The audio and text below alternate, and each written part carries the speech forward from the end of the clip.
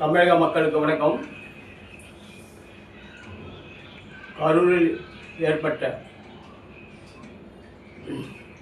மனிதர்களால் ஏற்பட்ட கோர விபத்தில் 41 பேர் உயிரிழந்தார்கள். எனது குழந்தைகள், எனது சகோதரர்கள், சகோதரிகள், அவர்களுக்கும் அவர்கள் குடும்பத்தாருக்கும் எனது ஆழ்ந்த இரங்கலை அனுதாபத்தை தெரிவித்துக் கொள்கிறேன். இந்த சம்பவத்துக்கு காரணம் முழுக்க முழுக்க விஜய் 7 மணி நேரம் தாமதமாக வந்தது. பகல் 12 மணிக்கு வர சொல்லிட்டு பிரச்சாரம் பண்ணிட்டு போலீஸுடைய பர்மிஷன் 3லேருந்து 10. ஆனால் 12 மணிக்கு வரன்ற சொன்னதுனால மக்கள் காலையில் விடிகாலமே கூட்டிட்டாங்க. இந்த சம்பவத்துக்கு முழுக்க முழுக்க விஜய், பரோட்டா பாஸ்டர் பாண்டிச்சேரி புஷியானந்து, லாட்டரி டீட்டுக்கு பிறந்தவன் ஆதவர்ஜினா, நிர்மல்குமார் கரூர் மாவட்ட செயலாளர் மரியாதை மற்றும் பலர். இந்த சம்பவத்திற்கும் தமிழக அரசுக்கும் காவல்துறைக்கும் எந்த ஒரு சம்பந்தமும் இல்லை. இதை நான் ஆணித்தரமாக சொல்கிறேன். இந்த சம்பவத்திற்கு தமிழக அரசு போர்க்கால அடிப்படையில் சுனாமி ஏற்பட்டால், புயல் ஏற்பட்டால், வெள்ள நிவாரணம் ஏற்பட்டால் எடுக்கும் நடவடிக்கை போலதான் இதையும் துரித நடவடிக்கை எடுத்தாங்க. நான் விஜய் கேட்குறேன், அவங்க குடும்பத்தையும் போய் பார்க்க மாட்டேன், அவங்க குடும்பத்தவர்கள் ஆறுதலும் சொல்ல மாட்டேன். தமிழக அரசு நிவாரணம் 10 லட்ச ரூபா கொடுத்துது. அது மறுநாள் கொடுத்துட்டாங்க. நீ என்ன பண்ணுற, ஒரு வாரம் 20 லட்ச ரூபா கொடுன்னு விளம்பரம் தேடிங்க. சரி, பரவாயில்ல. அதில் ஒரு செத்தவங்க 41 பேர் இதுலேயே உங்களுக்கு ஒரு விளம்பரம் தேவை, பரவாயில்ல, சந்தோஷம்தான். ஆனால் அந்த 20 லட்ச ரூபா கொடுக்கறதுக்கு கூட நீ சொல்லி உங்களுடைய மதுரை உயர்நீதிமன்றத்தில் உள்ள வழக்கறிஞரை ஒரு அப்டேட் ஃபைல் பண்ணார், ஒரு மனு போகிறாரு. அது என்ன சொல்கிறாரு கேட்டிங்கன்னா, அந்த கரூர் விபத்தில் இறந்தவங்க யாரும் என்னோடய கட்சிக்காரங்க கிடையாது, பொதுமக்கள் கிடையாது. எல்லோரும் வேறு ஏதோ பிணவரை மார்க்சிஸ்டில் செத்தவங்களுக்கு கணக்காட்டுறாங்க அப்படின்னா அது ரொம்ப கேவலமானது, ரொம்ப கீழ்த்தரமானது, ரொம்ப அசிங்கமானது. அந்த மாதிரி நீங்கள் சொல்கிறது. ஏன்னா அந்த 47 பேருக்கு 20 லட்ச ரூபா நீங்கள் கொடுத்தீங்கன்னா 8 கோடி 20 லட்ச ரூபா செலவாகும் பணம். அது ஏன் நம்ம கொடுக்கணுன்ற ஒரு காரணத்துக்காக தான் எவ்வாறு சொல்லி வழக்கறிஞர் சொன்னார் நீதிமன்றத்தில். ஆனால் நம்ம பிஜேபி சேர்ந்த சகோதரி வானதி சீனிவாசனை கேட்குற, நீங்கள் பிறந்து படிக்கிற காலத்தில் கூட சந்தோஷம் அடைஞ்சிட மாட்டீங்க. உங்களுக்கு திருமணம் நிச்சயம் பண்ணப்பட்டு திருமணம் நடந்தும் நீங்கள் சந்தோஷப்பட்டுருக்க மாட்டீங்களா? ஒரு குழந்தை பிறந்து அந்த குழந்தை பிறந்ததுக்கும் நீங்கள் சந்தோஷப்பட்டுக்க மாட்டீங்களா? என்னுடைய கேள்வி என்ன கேட்டால், இந்த விஜய் இந்த மாதிரி ஒரு சம்பவம் நடந்ததுக்கப்புறம் விஜய் கூட்டணிக்கு வருவார், இந்தியா கூட்டணி அமையும் பெருசா அப்படின்னு நான் கேட்குறேன். விஜய் அவ்வளோ பெரிய ஆளா?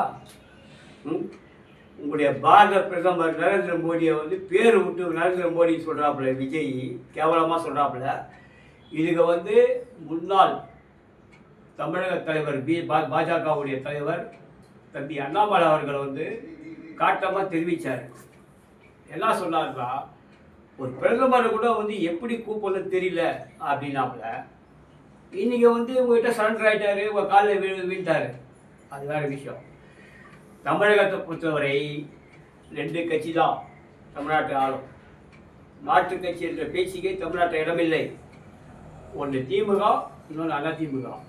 நான் எடப்பாடியார் கேட்குறேன், அதிமுகவின் பொதுச் செயலாளர். இது கட்சியை புரட்சியாளர் எம்ஜிஆர் ஆரம்பித்த கட்சி, புரட்சியாளர் அம்மா அவர்கள் பாதுகாத்த கட்சி. நீங்கள் அந்த கட்சியில் பொதுச் செயலாளர் இருக்கீங்க. விஜய் கூட்டணிக்கு வந்தால் தான் அதிமுக பிஜேபி ஜெயிக்குவா? எனக்கு அப்படி தோணலை. பிஜேபி அதிமுக கூட்டணியிலேயே அதிமுக வெற்றி வாய்ப்பு அதிகம். மக்கள் ஓட்டு போடுவாங்க, மாற்று கட்சி எதிர்பார்க்க, மாற்று அரசியல் எதிர்பார்க்குறாங்க. விஜய் வந்தார்னா இப்போ பிஜேபி கூட்டணியில் அதிமுக கூட்டணியில் அதிமுக ஆட்சி அமைக்க வாய்ப்பு இருக்குது. ஆனால் 40 சீட்டு விஜய், 40 சீட்டு பிஜேபி.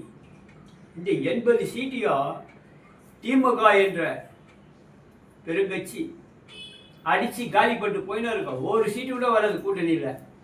பிஜேபி சரி, விஜய் சரி, காணாம போயிடுவாங்க. அதனால் தயவு செய்து அரசியல் பண்ணுங்க.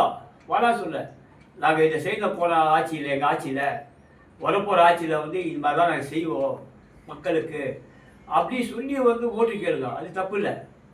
ஆனால் 47 பேர் கொலை பண்ண, இது கொலை தான் அது.